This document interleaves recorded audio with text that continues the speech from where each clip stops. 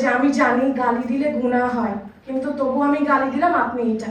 Porn star মিয়া খলিফাও হিজাব পরে, আপনিও হিজাব পরেন।